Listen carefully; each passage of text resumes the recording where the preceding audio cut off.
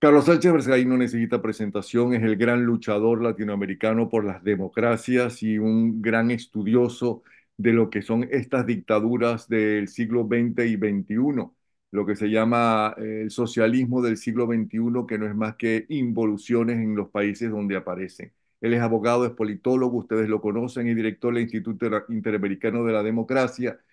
Alguno de sus más recientes artículos es La cumbre de los dictadores, reconocer y tratar las dictaduras del siglo XXI, lo que ha sucedido en su país hace días atrás sobre Bolivia, aunque de Bolivia ha hecho todo un trabajo bien interesante. Vamos a ver qué nos quiere decir ahora exactamente sobre estas involuciones del siglo XXI que estamos padeciendo en América Latina. Bienvenido, Sánchez Berzaín, lo escuchamos. Gracias, don Napoleón. Se trata de lo mismo. O sea, el siglo XXI está marcado en las Américas por la expansión de la dictadura de Cuba gracias a Hugo Chávez, que le entrega petróleo, dinero y después Venezuela entera, y que llega a construir un proyecto criminal al que le pone etiqueta política como socialismo del siglo XXI.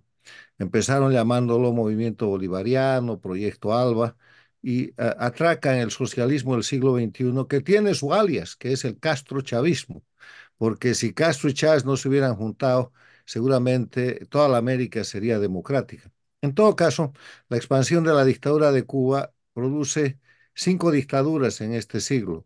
La propia Cuba, Venezuela, Bolivia, Ecuador y Nicaragua en ese orden. El Ecuador ya ha salido de eso, está en un camino durísimo pero democrático. Y quedan cuatro dictaduras que se manejan por el sistema de terrorismo de Estado, la dictadura de Cuba para someter a su pueblo. Y que es el mismo sistema que se opera en Venezuela, en Bolivia y en Nicaragua. Y en ese sentido, lo que vemos en diferentes expresiones de lo que es la acción en Venezuela, en Nicaragua, en Bolivia y en Cuba, es ese terrorismo de Estado para permanecer indefinidamente en el poder. La semana pasada hemos tenido un acto espectacular, una puesta en escena extraordinaria de este tipo de maniobra que han llamado golpe de Estado en Bolivia. El miércoles al mediodía, el miércoles 26, a plena luz del día, unas tanquetas, unos militares, el comandante general del ejército designado por Luis Arce, se presentan en el Palacio de Gobierno, abollan la puerta del Palacio de Gobierno con una tanqueta y piden el cambio del gabinete y baja Arce y empiezan, hay grabaciones que son cada vez más difundidas, y es una charla entre ellos, donde el general supuestamente golpista, Zúñiga, insiste en el cambio del gabinete y Arce finalmente dice que se vaya y se va. Entonces, todo esto se compone en menos de 4 horas y cuando detienen a Zúñiga, que esperaba seguramente no ser detenido, antes de entrar a la policía judicial, él dice, pero ¿qué está pasando? Si esto yo he hecho porque a mí el presidente Luis Arce me ha pedido. El domingo pasado, dice él, nos reunimos en el colegio La Salle de esa puesta en escena que el régimen señala como un golpe de Estado. Ahora, hasta el propio Morales ha salido a decir que eso no es un golpe de Estado porque las características son verdaderamente cómicas, son risibles. Y usted y el sentido común de la gente sabe que un presidente tiene un cuerpo de seguridad muy sólido, que no va a permitir que ese presidente sea agredido, sea atacado. Y el cuerpo de seguridad de Bolivia es cubano-venezolano, el que cubre tanto a Evo Morales como al dictador Luis Arce. Y de pronto llegan unos soldados y ahí se presenta Luis Arce sin seguridad, sin ningún tipo de cobertura. Y la seguridad no hace una sola acción de contención y los golpistas tampoco ni siquiera los empujan. Entonces es una cosa verdaderamente cómica. Y en la plaza estaban las tanquetas y gente de la ciudadanía y los propios miembros del gabinete se sacaban fotos con las tanquetas y se termina como nada, y sobre todo desde el punto de vista politológico y jurídico, la definición de golpe de Estado es una acción para quitarle el poder a un gobierno y establecer un nuevo gobierno. Nunca dice Zúñiga que quería que se vaya Arce Catacora. Entonces, El debate generalizado ha producido la semana pasada un respaldo mundial a la democracia de Bolivia que no existe, porque Bolivia tiene más de 300 presos políticos y hace años que no es una democracia. La han hecho además en la semana en que estaba en sesiones la 54 Asamblea General de la Organización de Estados Americanos, que es obviamente un centro de reacción inmediata y que les ha servido de propaganda. Y la han hecho porque, y esto no es un secreto, los invito a revisar la información de Sid Gallup respecto a las encuestas del respaldo que tienen los presidentes en las Américas. Luis Arce tiene un respaldo del 18%, es el tercer peor presidente de toda la región. Y eso lo pone en el grupo de los jefes de gobierno como Díaz-Canel de Cuba, como Maduro en Venezuela, como Ortega en Nicaragua, que tienen más del 80% de repudio popular. Entonces, obviamente, esto ha sido un mecanismo para publicitar, como lo ha confesado el propio general Zúñiga, para levantar la popularidad de Luis Arce. Bueno, dicho eso, ¿por qué Bolivia? ¿Por qué esta situación? Bolivia es simplemente la repetición de actos similares o más graves que se producen desde hace muchísimo tiempo en las dictaduras de las Américas y que viene siendo una especie de patente de la dictadura cubana.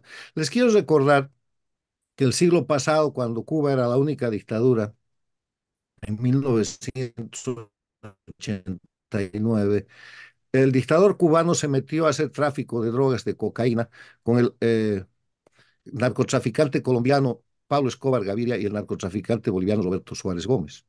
Y que cuando eso se hizo público, porque lo develaron los servicios internacionales de lucha contra el narcotráfico, lo que hizo Castro fue abrir en Cuba lo que se llamó la causa número uno y procesar a un conjunto de miembros de su gobierno, de su régimen, que él mismo había encargado y había comisionado para llevar adelante esos contactos y para generar dinero para la dictadura, estableciendo a Cuba como el primer narcoestado. Y eso termina con el fusilamiento del general Arnaldo Ochoa, del coronel Antonio de la Guardia, del mayor Amado Padrón y del capitán Jorge Martínez. Pero ni así se quita de encima Castro el hecho de haber construido el narcoestado y de ser metido en el narcotráfico. Pero el show que montan ahí, fusilamientos incluidos, muestra de lo que son capaces. Ahora, en este siglo en Cuba, estamos viendo lo que ha pasado después del 21J. En el 21J, la gente sale a la calle en Cuba para pedir patria y libertad, pan y vida, y siguen saliendo, y el régimen apresa a esos jóvenes que no van armados, que no agreden a nadie, y los acusa de terroristas y los acusa de delitos contra el Estado y los condena a 10 y 15 años de cárcel. ¿Con qué? Con una narrativa que dice que esa gente quiere derrocar el régimen, o sea, una acusación de golpe de Estado. Si miramos lo que pasa, por ejemplo, en Nicaragua han expulsado bajo acusación de golpe de Estado a las hermanas, a las monjas del sistema de la Madre Teresa de Calcuta.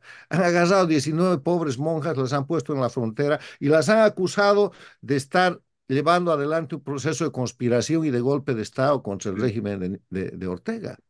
Y ahí están, y les han quitado todos sus bienes. Pero no solamente eso, cuando estaban en la farsa del proceso electoral nicaragüense, han encarcelado a todos los opositores, a todos los candidatos a la presidencia de la oposición, y los han acusado de sediciosos, de conspiradores, de golpistas, los han tenido un año en la cárcel, mientras tanto ha hecho el fraude electoral Ortega, y después los ha expulsado y les ha quitado la nacionalidad nicaragüense. Ha hecho lo mismo con Honduras, lo sigue haciendo y el pretexto son golpes de Estado más grandes o más pequeños que dice que revela el dictador Ortega. O sea, el mismo discurso, la misma meta que es el terrorismo de Estado. Sigamos por las dictaduras. Venezuela. En Venezuela han asesinado en la cárcel al general Baduel. Baduel, que fue el hombre que salvó en determinado momento al propio Chávez, ha sido encarcelado y después hace eso, que ellos han llamado de enfermedad, pero que está demostrado que ha sido un asesinato. Algo más grave, en Venezuela hay centenas de ejemplos. ¿Se acuerdan ustedes de Óscar Pérez? el oficial que se levantó claro. contra la dictadura, que voló un helicóptero y que después se atrincheró en un lugar en el Junquillo y con un grupo de gente y que fue vilmente asesinado. Los videos muestran que Oscar Pérez pedía, estaba rendido, quería entregarse y que lo fusilaron prácticamente, los asesinaron. ¿Con qué pretexto? Con el pretexto de un golpe de Estado.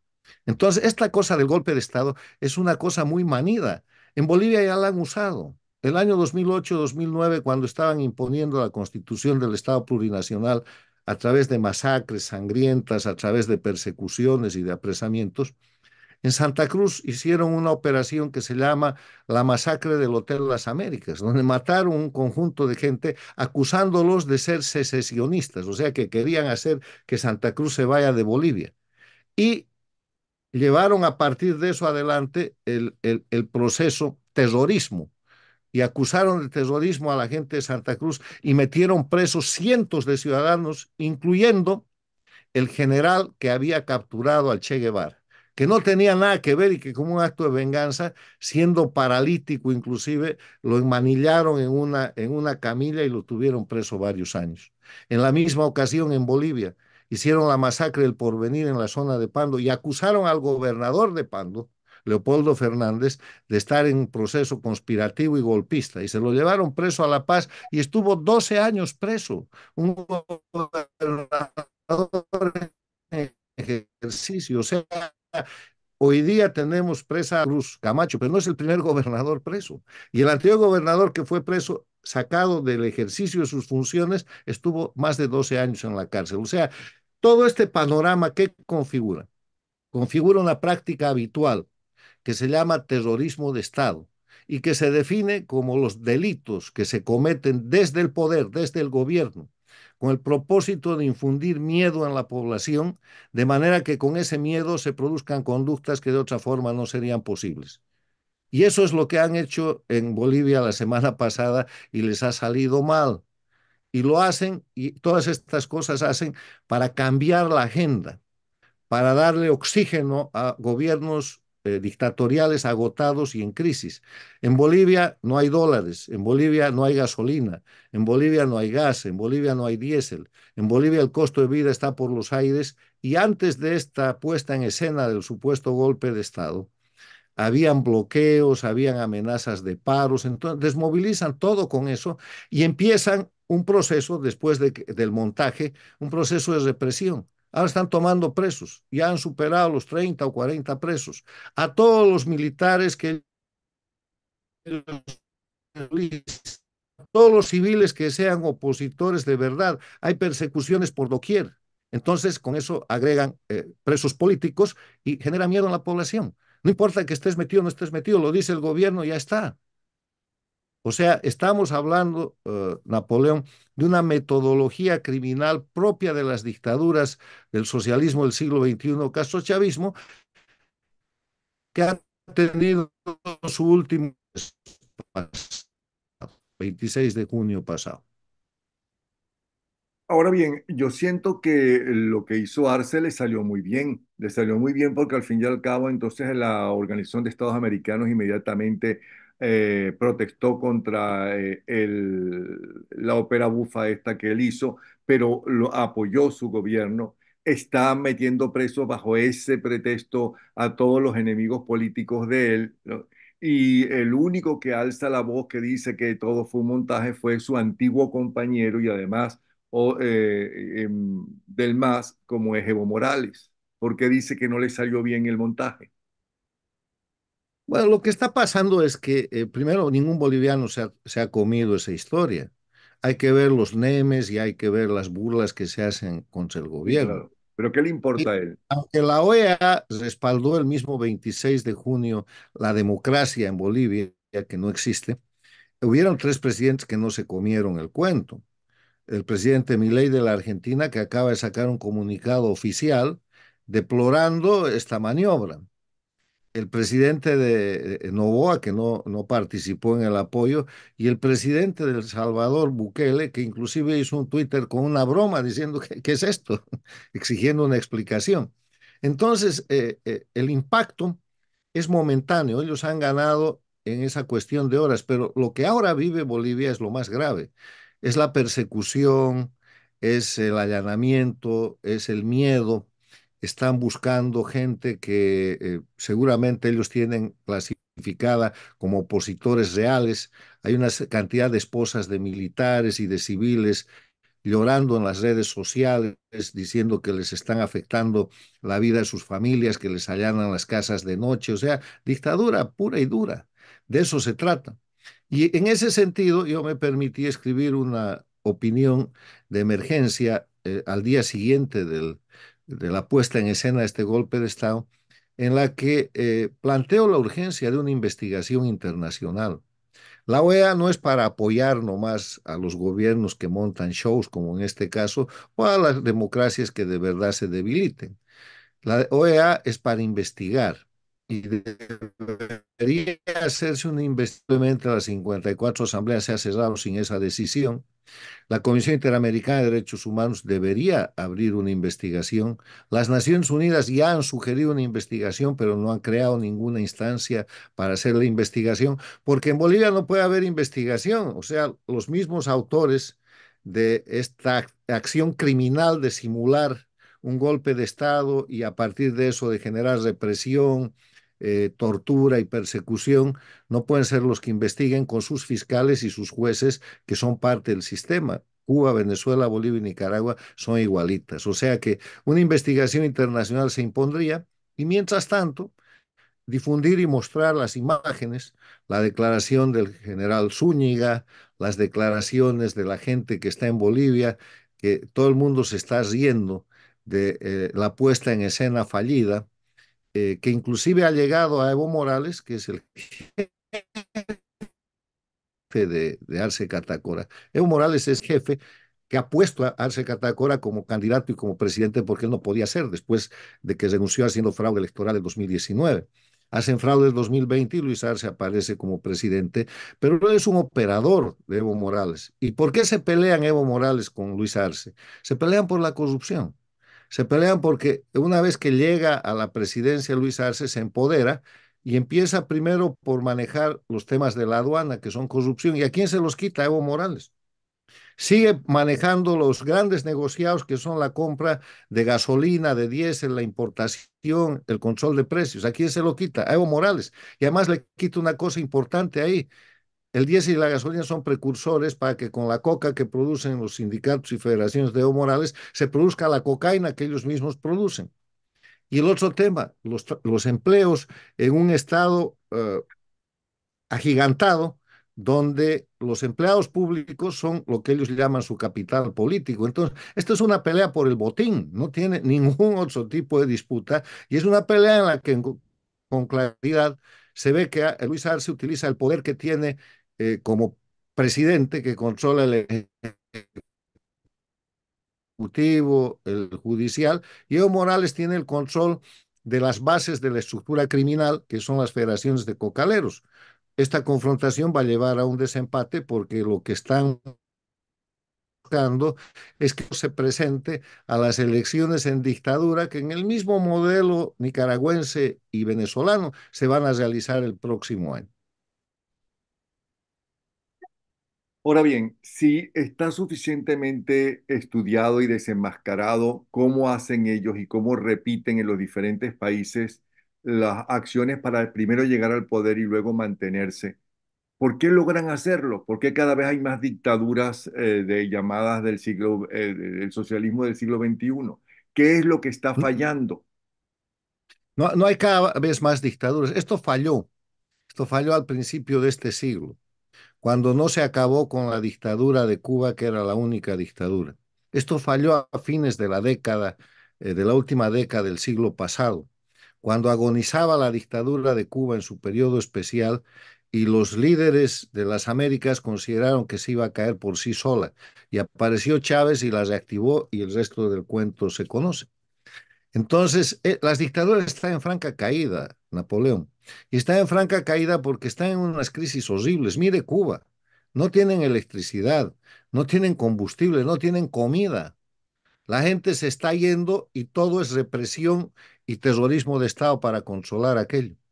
Mire Venezuela, hay prácticamente un levantamiento popular con la campaña para las elecciones del próximo 28 de julio y lo que el gobierno está haciendo es racionalizar, administrar su fraude para aparecer el 28 de julio diciendo que ha ganado una elección que no puede ganar, pero que va a aparecer como si estuviera ganando, como lo han hecho en Nicaragua y como lo han hecho en Bolivia el 2020. Y van a tener que soportar un pueblo que está indignado y que quiere libertad. Ya se ha ido el 20% de la población venezolana en este proceso dictatorial de este siglo. De Cuba se ha ido el 50% de su población en los últimos 65 años. En Nicaragua pasa lo mismo. En Bolivia pasa exactamente lo mismo. No es que hay más dictaduras, no van a haber más dictaduras porque no tienen cómo hacerlas. Lo que pasa es que estas dictaduras son crimen organizado transnacional y utilizan mecanismos criminales que la comunidad internacional y los líderes democráticos no están queriendo frenar, porque ¿Por todo lo qué? que se hace ahí es ilegal. Yo creo que por razones, en algunos casos, de conflicto interno y en otros casos por razones de conveniencia y en otros casos por simplemente que no han generado una situación de acuerdo internacional. Hay elecciones este año en Estados Unidos. Es el peor momento para tomar una definición sobre el particular, pese a que Estados Unidos está siendo atacado con la migración forzada generada por el socialismo del siglo XXI, con el narcotráfico generado por el socialismo del siglo XXI, porque Cuba, Venezuela, Bolivia y Nicaragua son los narcoestados de la región, con la amenaza a la paz y la seguridad internacional generada por Cuba, Venezuela, Bolivia y Nicaragua, que son bases de Rusia, de China y de Irán, ya incluso con presencia militar, como hemos visto en el caso del submarino que han hecho desfilar y de ese grupo de batalla naval de Rusia que ha pasado hace unas semanas por La Habana. Entonces, hay cuatro países paradictatoriales. México con López Obrador, Brasil con Petro, que son dos países muy grandes. Colombia con Petro y Chile con Boric. Eso se tiene que disminuir, se tiene que acotar y las dictaduras van a ser tratadas como tales. Y hay un proceso de lucha interna. Los cuatro pueblos de Cuba, Venezuela, Bolivia y Nicaragua están en resistencia, están en lucha activa, pacífica. La mejor, la más clara en este momento es la campaña electoral de la oposición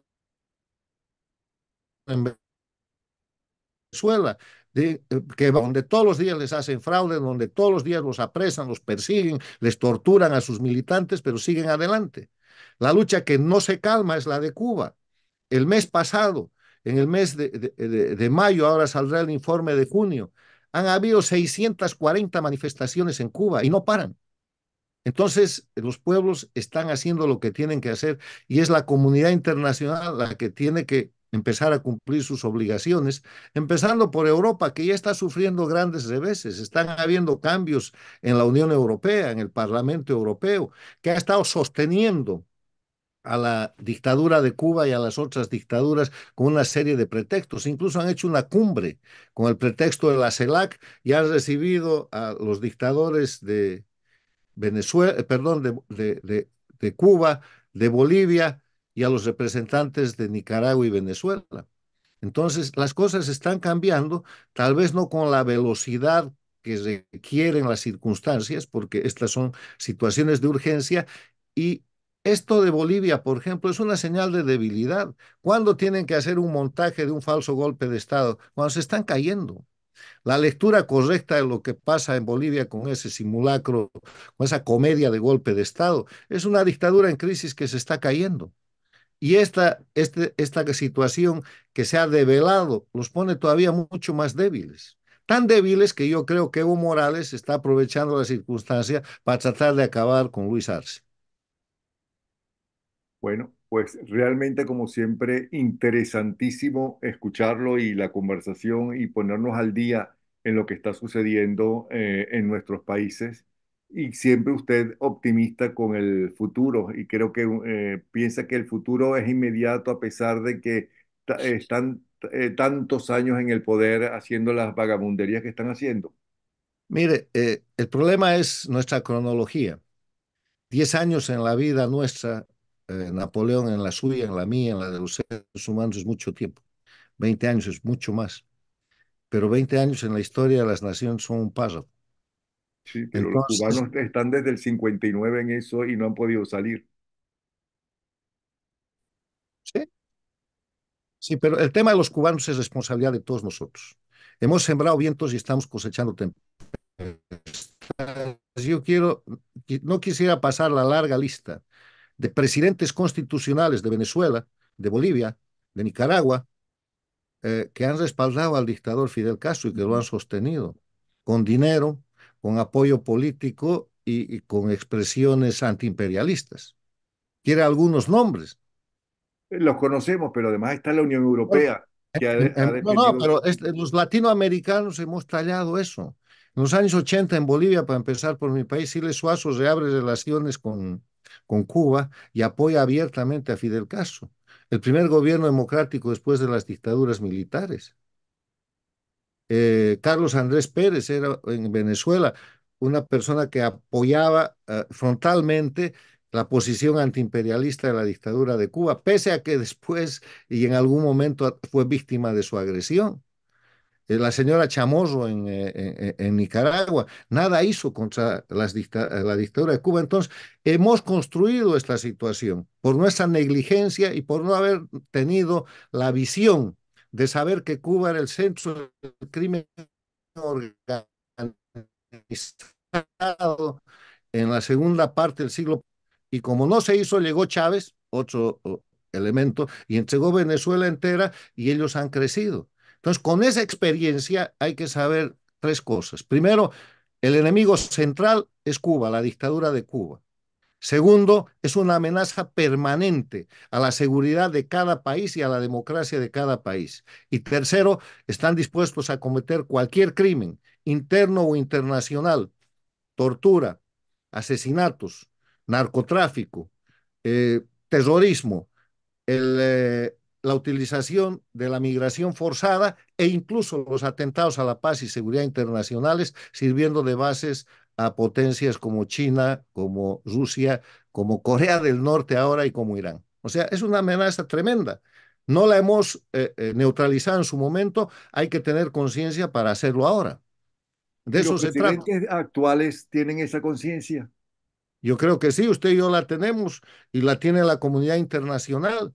Y además, nuestra generación y las generaciones que han pasado por nuestros países tienen la conciencia de haber permitido que Cuba como dictadura sobreviva y de haberla ayudado a sobrevivir. No me incluyo ahí, pero mucha de la gente de los procesos democráticos siempre ha sido amiga de Fidel Castro, les encantaba una foto con él. Cierto. Bueno, pues Berzaín, de verdad que como siempre es un placer escucharlo y es toda una tesis lo que usted siempre nos regala. Carlos Sánchez Berzaín, abogado, politólogo, director del Instituto Interamericano por la Democracia. Gracias, sí. Y espero tenerlo Encantado. nuevamente. Ok, Sí, un, cuando un abrazo. gracias.